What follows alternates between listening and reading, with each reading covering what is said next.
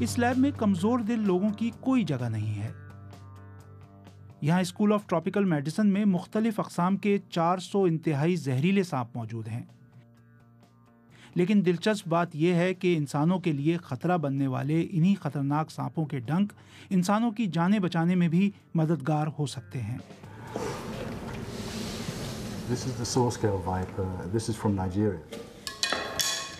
You see this spit? محققین ان سانپوں سے زہر حاصل کر کے ایسا تریاک بنانا چاہ رہے ہیں جو بالآخر نیم صحرائی افریقہ میں تمام اقسام کے سانپوں کے زہر کا توڑ بن سکے، اور سائنس اپنی اس کوشش میں خاصی خوفناک بھی ہو جاتی ہے۔ On a routine basis, we would expect. عموماً ہم یہاں موجود ہر سانپ سے 6 ہفتے کے بعد زہر نکالتے ہیں۔ Ready?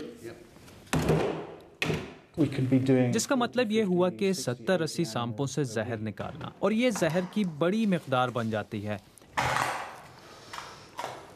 And that's volume of venom is. اس سے یہ بھی پتہ چلتا ہے کہ سانپ کیوں اتنے خطرناک ہوتے ہیں، کیونکہ وہ ایک بار ڈس کر ہی بازو یا ٹانگ کے عضلات تباہ کر سکتے ہیں۔ محققین زہر کی ان مختلف اقسام سے پروٹین حاصل کر کے تریاک بنانے کی کوشش میں ہیں۔ اس عمل میں یہ بات اہم ہے کہ مختلف کیمیائی مادوں میں ٹھہراؤ پیدا ہو تاکہ علاج کے لیے درکار دوا کو ریفریجریٹر کے بغیر بھی لمبے وقت کے لیے محفوظ رکھا جا سکے۔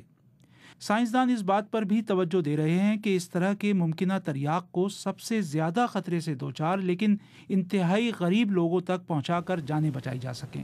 Come on. That is a ton of venom. اور یوں دیکھا جائے تو ڈنک مارنے جیسے خوفناک اور جارحانہ رویے سے ہی سائنسدانوں کو جانیں بچانے میں بھی مدد مل رہی ہے۔ حسین عسکری، BBC نیوز۔